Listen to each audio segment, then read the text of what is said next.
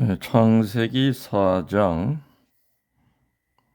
5절부터 잠깐 읽어드리겠습니다. 카인은 고개를 떨어뜨리고 몹시 화가 나 있었다. 야훼께서 이것을 보시고 카인에게 말씀하셨다. 너는 왜 그렇게 화가 났느냐? 왜 고개를 떨어뜨리고 있느냐? 네가 잘했다면 왜 얼굴을 쳐들지 못하느냐? 그러나 네가 만일 마음을 잘못 먹었다면 죄가 네 문 앞에 도사리고 앉아 너를 노릴 것이다. 그러므로 너는 그 죄의 굴레를 씌워야 한다. 그러나 카인은 아우 아벨을 들러 가자고 꿰어 들에 데리고 나가서 달려들어 아우 아벨을 쳐 죽였다. 야훼께서 카인에게 물으셨다. 내 아우 아벨이 어디 있느냐? 카인은 제가 아우를 지키는 사람입니까? 하고 잡아떼며 모른다고 대답하였다. 그러나 야훼께서는 네가 어찌 이런 일을 저지르느냐 하고 하시면서 꾸짖으셨다.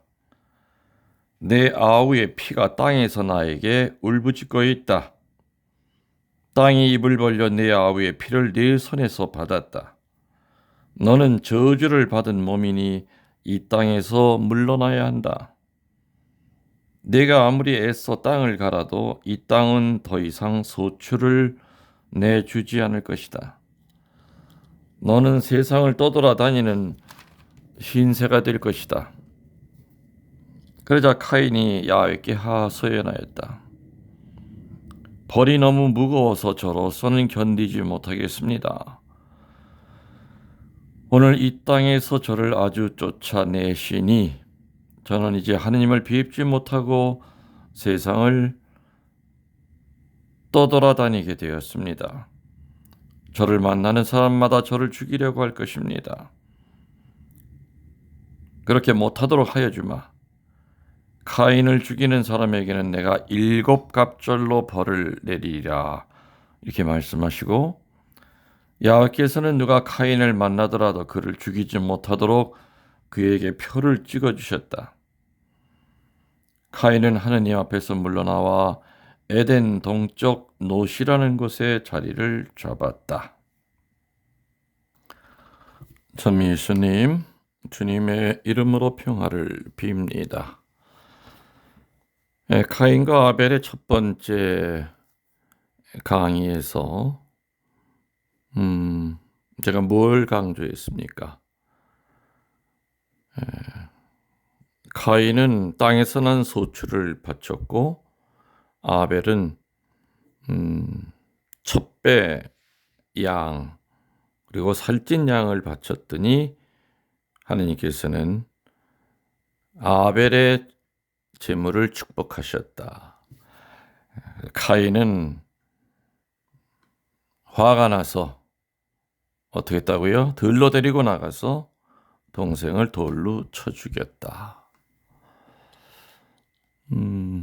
자비하신 하느님이 카인도 노력을 했는데 왜 그렇게 매정하게 아벨의 재물만 축복하셨을까에 대한 그 질문에 대한 답이 강의 1에 나와 있습니다. 뭡니까 결국에는? 히브리서 11장 읽어보셨죠? 거기에는 많은 사람들의 이야기가 나옵니다. 카인과 아벨의 얘기만이 아니라 그래서 24번 믿음에 의하여라는 말이 나오죠. 결국에 아벨의 재물은 믿음에 의한 재물이었던 겁니다. 그래서 구약과 신약에 흐르고 있는 모든 하느님께 대한 그 봉헌을 정리하면 딱 세 줄로 요약이 된다고 그랬습니다. 첫 번째, 바치는 재물이 살아 있어야 된다. 생명이 있는 봉헌이 되어야 된다 이겁니다. 살아있는 기도, 살아있는 순명, 살아있는 봉사, 살아있는 희생이 되어야 된다는 거죠. 남에게 보이기 위한 것이라든지 또 자기 만족을 위한 그런 것은 죽은 봉헌이라는 겁니다. 두 번째는 바치는 제물에 흠집이 나 있으면 안 된다.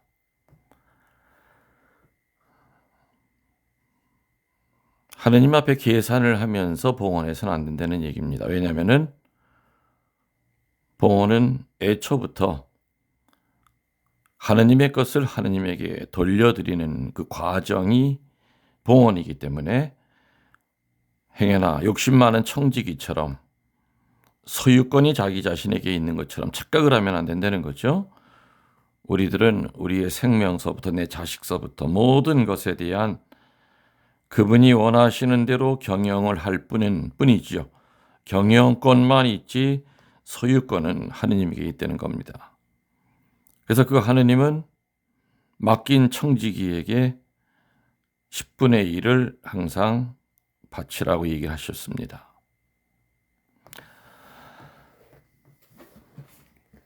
하느님에게 10분의 1을 바치는 것은 성경의 가르침이죠. 어떤 댓글에 보니까는 11조를 개신교에서는 너무 강조하다 보니까는 좀 거부감이 생긴다. 물론 그럴 수 있을 겁니다. 그러나 11조는 물질의 11조만이 아니라 시간의 11조, 내 육신의 11조, 물질의 11조 세 가지로 나눠집니다. 시간의 11조는 내 하루 24시간에 10분의 1을 하느님에게 바쳐야 된다는 얘기죠. 육신의 11조는 내 몸뚱아리의 10분의 1 움직여서 내가 봉사할 수 있는 곳 찾아 나서야 되고 또 세상 떠날 때 장기 기증도 또 육신의 봉헌입니다. 그럼 물질의 봉헌은 말 그대로 내가 거둬들인 수입의 10분의 1은 사실은 전부 다가 하느님의 거지만은 하느님은 자애롭게도 10분의 1만 바치라고 얘기하셨죠. 그 10분의 1이 꼭 필요해서가 아니라 소유권이 누구인지를 알려주시기 위한 한 가지 방법이었습니다. 11조를 내라고 하는 것은. 그래서 11조를 바치는 개신교 교우들이 잘못된 것이 아니라 안 바치는 천주교 신자들이 어찌 보면은 비성서적으로 살고 있습니다. 신부님들은 11조 얘기 절대 안 합니다. 잘 안 하십니다. 11조만이 아니라 돈 얘기 잘 안 하시죠. 안 하시죠. 세 번째는 뭐라 그랬습니까? 재물을 들고 직접 제단 앞에까지 나와야 된다. 바로 이 세 가지가 합쳐져야만 믿음에 의한 봉헌이 된다는 얘기입니다. 아벨은 이 세 가지를 다 갖추고 있었던 거고요. 카인은 그것을 갖추지 못했던 겁니다. 그래서 아벨의 제물만 받아들였다는 얘기죠. 그러다 보니 카인은 첫 번째 인류이면서 첫 번째 살인자가 된 겁니다. 그래서 우리들의 조상 제1번은 자기 동생을 돌로 쳐 죽인 살인자입니다. 어쩌면 이러한 이 어두운 그림자는 우리들에게도 면면이 흘러내려와 있습니다. 여러분들 주변에서 누가 잘 되면은 정말 진심으로 기뻐해 주고 또 칭찬해 주십니까? 물론 그러신 분들도 있겠지만 많은 경우에는 이분은 참 잘됐다 하면서도 부러움, 또 그 부러움이 기차 레일을 벗어나면 질투심, 또 괜히 화가 나고 아마 이러한 이 어두운 이 기본적인 패턴이 아마 카인으로부터 내려오는 어둠이 아닐까라는 생각이 듭니다. 제가 90년대에 모택동이가 죽고 난 다음에 등소평이 달러를 벌어들이기 위해서 중국 문을 열었습니다. 물론 열어도 선교를 목적으로는 연 건 아니죠. 그래서 그때 들어갔던 외국 신부님들은 전부 다 영어 선생님, 수녀님들은 간호사 이런 거로만 들어갈 수 있었고, 공식적으로는 절대 전교를 못했습니다. 아무튼 그때 저는 팀을 꾸려서 5년 동안은 조선 연변에 있는 조선 자치주를 5년 동안 다녔고, 5년은 한족들을 위해서 또 피정을 이렇게 시켰습니다. 몇 번 잡혀서 강제 추방이 될 뻔했던 적도 여러 번 있었지만 그때마다 참 뒤돌아보면은 주님의 도우심으로 강제 추방된 적은 없었습니다. 해마다 이게 가다 보니까 이 중국이라고 하는 나라는 공무원을 잘 알고 있으면은 안 되는 일이 없습니다. 그런데 공무원한테 잘 못 보이면은 되는 일도 없습니다. 어찌하다가 중국의 그 판사를 어떻게 사적으로 알게 됐습니다. 중국에서 법을 집행하는. 그런 연변 조선 자치주에 있는 중국 사람 한족 판사였죠. 그 양반이랑 술을 한 잔 먹다가 그분이 그런 얘기를 합디다. 조선족들은 보면 중국의 많은 민족 가운데 12번째로 큰 민족인데, 그래서 자치주까지 있는데 그만큼 숫자가 많다는 얘기죠, 중국에서.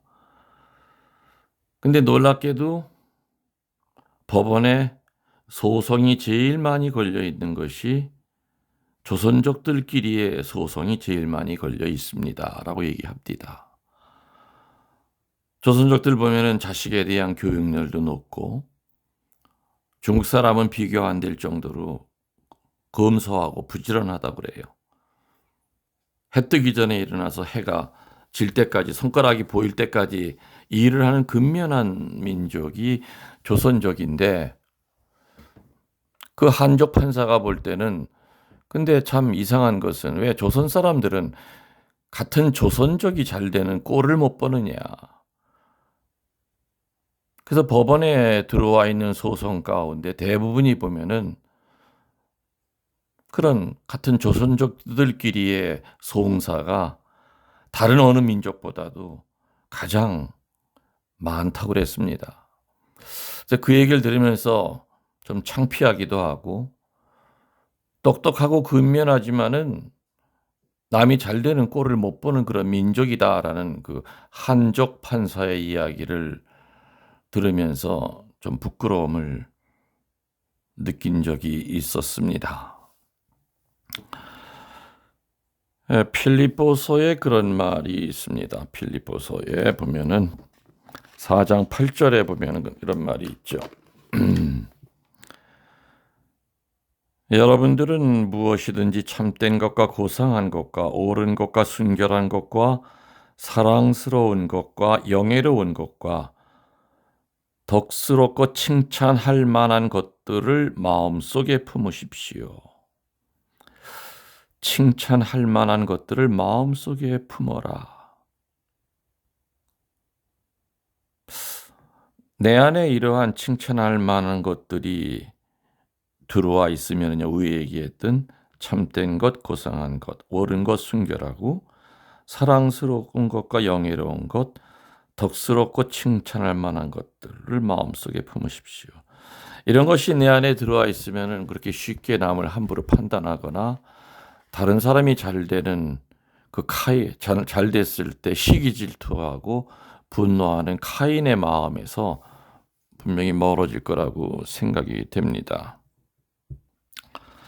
내 주변에 있는 사람 가운데서 나보다 여러 가지 능력이 많고 또 나보다 뛰어난 사람들을 우리 인간들은 왕왕 시기합니다. 인간은 자기와 비슷한 사람이 아니면은 좋아하지 않는 성향이 있습니다. 능력도 비슷해야만 좋아하게 되고요. 가진 것도 나와 비슷하거나 나보다 없어야만 이렇게 우리 편이라고 하는 그 카테고리 안에 그 사람을 집어넣기도 합니다. 아무튼 자기와는 뭔가 다른 행동을 하는 사람이 있으면은 그 사람 좋아하기 쉽지 않습니다. 가인은 아벨 이놈 어디 두고 보자 하면서 질투심에 불타고 미워했습니다. 혹시 카인이 하느님을 창조자로 경외하고 절대자로 복종했었더라면 하느님이 아벨을 축복하고 자기를 돌아보지 않았을 때 분명히 겸손하게 반성할 수 있었을 겁니다. 그러나 하느님의 공정하심을 인정하지 않은 오만한 자가 바로 카인이었습니다. 그래서 하느님의 충고도 받아들일 수 없었죠. 하느님은 어떻게 충고하셨습니까? 너는 왜 그렇게 화가 났느냐? 왜 고개를 떨어뜨리고 있느냐? 네가 잘했다면 왜 얼굴을 쳐들지 못하느냐? 그러나 네가 만일 마음을 잘못 먹었다면 죄가 네 문 앞에 도사리고 앉아 너를 노릴 것이다. 그러므로 너는 그 죄에 굴레를 씌워야 한다. 이렇게 하나님은 카인에게 참다운 충고를 했습니다. 훈계했습니다. 그러나 카인은 듣질 않았죠. 참회하려 하지 않고 자기의 죄를 정복하려고도 하지 않으면 죄는 죄를 부릅니다. 그러나 카인은 죄를 정복하기는커녕 분노심이 격동해서 아벨을 들로 불러내어 죽이고 말았던 겁니다. 만일에 아벨에게 하느님에게 축복을 받을 만한 믿음이 없었더라면 죽임을 당하지 않았을 겁니다. 맞는 얘기죠?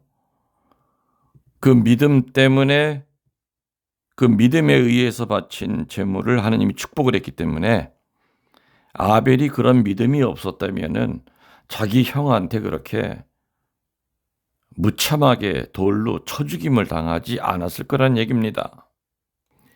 결국에 아벨은 그 믿음 때문에 죽게 됐습니다. 그래서 아벨을 인류 최초의 순교자라고 불리웁니다. 아벨 이후 현대에 이르도록 자기의 믿음을 지키기 위하여 그 신앙을 지키기 위하여 죽어간 사람들이 얼마나 많았습니까?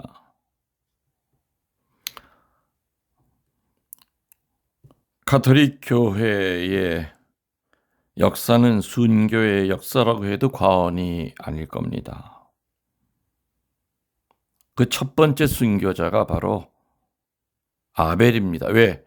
믿음 때문에 죽었기 때문입니다. 이제 확실하게 들어오십니까? 제 말의 의미가. 믿음 때문에 가장 정성 어린 흠집이 없고 살아있고 또 본인이 직접 하느님 앞에 제물을 바친 그 믿음 때문에 카인의 시기 질투를 받아서 죽었다는 얘기입니다. 아벨에게 믿음이 없었다면 형이 죽이지도 않았을 겁니다. 그리고 하느님에게 칭찬도 받을 일이 없었겠죠. 그래서 이런 카인은 대를 이어서 현재까지 내려옵니다. 마찬가지로 그 카인의 분노와 시기 질투에서 죽는 순교자들도 역시 지금까지도 대를 이어서 내려오고 있습니다. 그러면 성경의 살인자 카인은 그 후에 어떻게 되었을까? 성경에는 이렇게 기록되어 있습니다. 야훼께서 카인에게 물었다. 내 아우 아벨이 어디 있느냐? 카인이 뭐라고 대답합니까? 내가 내 아우를 지키는 자입니까? 내가 내 아우를 지키는 사람입니까? 하면서 잡아떼고 모른다고 그랬습니다. 하느님이 네 아우 어디냐 했을 때 하느님은 이미 벌어진 사건을 알고 계셨던 겁니다. 아벨이 어디 있는지 몰라서 물은 게 아니죠. 그건 마치 카인의 아버지 엄마 아담과 하와가 선악과를 먹고 하느님이 정원을 거니실 때 나무 뒤에 숨었을 때 아담아 너 어디 있느냐. 그때도 마치 하느님이 아담과 하와가 어디 있는지 몰라서 물은 게 아니었습니다. 어떤 상태이길래 나를 보고 피하느냐 그 뜻이었죠. 첫 번째 살인자였더니 카인에게 네 아우 어디 있냐 물었을 때 참 대담합니다. 살인죄를 저질러 놓으니까 이제는 얼굴이 두꺼워지는 거죠. 처음에 죄 짓기가 힘들지. 살인죄 져놓고도 당당합니다. 내가 내 아우 지키는 사람입니까? 하나밖에 없는 자기 동생을 그리 죽여놓고도. 요즘 신문에 보면은 존속살인 이야기가 참 심심치 않게 이제 하도 많이 나와서 그런 기사를 보더라도 또 뭐 그런 사이코패스가 하나 또 있구나. 별로 이렇게 충격을 받질 않습니다. 너무 흔한 일이 돼버리다 보니까. 카인이 아우 어디 있는지 모른다고 하니까 야훼께서 뭐라 그랬습니까? 네가 어찌 이런 일을 저지르느냐 하고 꾸짖으시고 네 아우의 피가 땅에서 나에게 울부짖어 있다. 땅이 입을 벌려 네 아우의 피를 네 손에서 받았다. 너는 저주를 받은 몸이니 이 땅에서 물러나야 된다. 이 이후로 인간은 농경에 종사하고 있었지만은 이미 그는 경작을 해도 결실을 얻지 못하게 되는 운명이 된 겁니다. 그는 자기의 일을 잃어버리고 그 땅에서 떠나 방황하는 운명에 처하게 됩니다. 저는 참 이 대목을 읽을 때마다 한숨이 저절로 나옵니다. 아담과 하와는 하느님이 그만 열매를 먹고 낙원에서 추방되었다. 그리고 그 두 아들을 낳고 일심불란일하였지만 동생이 형에게 죽임을 당하고 형은 먼 곳으로 방랑자가 돼서 떠나간다. 결국 아담과 하와는 비참하게도 두 아들을 일시에 잃고 말아버리고 맙니다. 어버이는 낙원에서 추방되고 그 자식 둘은 하나는 죽고 하나는 또 부모의 땅에서 하느님에게 쫓겨나게 됩니다. 답답하지요. 이 대목, 이 과정을 읽으면 이러한 비극은 애초에 그 시초는 아담과 하와가 하느님께 대한 불순종과 오만함으로부터 시작된 일들입니다. 물론 아담과 하와도 카인과 아벨에게 하느님에 대하여 분명히 가르쳤을 겁니다. 뭐라고 가르쳤겠습니까? 얘들아, 우리들이 낙원에 있을 때는 하느님과 조속으로 얼굴을 마주보고 참 즐거웠단다. 하느님과 함께 있을 때는 참 편안한 나날이었단다. 하느님은 바르고 거룩하신 분이었단다. 이 에비에미가 그거를 어기고서는 이렇게 쫓겨나온 거란다 하면서 하느님에 대하여, 하느님의 정의에 대하여, 하느님의 자비에 대하여, 하느님의 공정하심에 대하여 분명히 두 아들들에게 가르쳤을 겁니다. 특별히 첫 번째 아들에게는 장남이기 때문에 동생을 잘 챙겨야 되고 아버지 어머니가 없더라도 네가 동생한텐 부모 노릇해야 되고 그런 거를 가르쳤을 터인데도 불구하고 이런 비극이 생겼던 겁니다. 아담과 하와는 자식들에게 하느님에 대하여 가리키면서 또 낙원에서 살았을 때의 그 아름다웠던 모습들을 가리키면서 이마에 땀 흘리고 일하게 되면서 낙원을 동경하고 하느님 곁으로 되돌아가고 싶다는 후회를 했을 겁니다. 아마 내 생각에는 그렇습니다.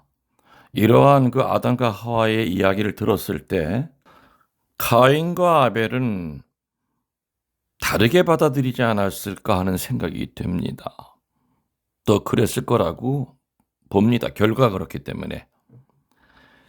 아벨은 양친의 이야기를 듣고 양친 이상으로 그들의 죄를 한탄하고 하늘나라를 동경한 것이 아니었을까. 그래서 나는 우리 부모님처럼 되진 않고 정말 나는 믿음의 사람으로 바뀌어야 되겠다. 아버지 어머니가 저지른 죄를 나는 절대 반복하지 않을 것이다 라는 그런 긍정적이고 또 회개적인 그런 모습으로 성장이 됐던 것 같고요. 반대로 카인은 그 아버지 어머니가 낙원에서 살았던 이야기, 추방된 이야기를 들으면서 어떤 생각을 했을까? 카인은 일단 낙원에서 추방된 그 부모들을 비웃고 있었을 겁니다. 아이고 등신들, 나 같으면 안 쫓겨나. 어떤 방법을 써서라도 난 거기서 머물지. 같은 교육을 받고도 이렇게 생각하는 것이 달랐던 겁니다. 그 다름의 결과는 아벨은 믿음의 사람으로 성장이 됐고 카인은 하느님과 등을 지고 또 교만한 모습으로 자라났던 겁니다. 창세기 4장에는 하느님이 카인에 대해서 물은 네 가지의 흥미로운 질문이 나옵니다. 네 가지의 질문이 무엇인지 여러분들이 한번 찾아서 네 가지 줄을 좀 그어 놓으시기 바랍니다. 오늘은 여기까지 하겠습니다. 우리 오늘 들으신 강론 핵심이 무엇인지 그냥 한 번 듣고 끝나지 마시고 반복해서 들으시면서 오늘 강론의 핵심이 뭐다 하는 것을 찾아내시는 지혜를 가지시길 바랍니다. 여러분들 영혼의 영혼을 더하여 사랑합니다. 전능하신 천주 성부와 성자와 성령께서는 이 말씀을 듣는 모든 이들에게 강복하소서. 아멘.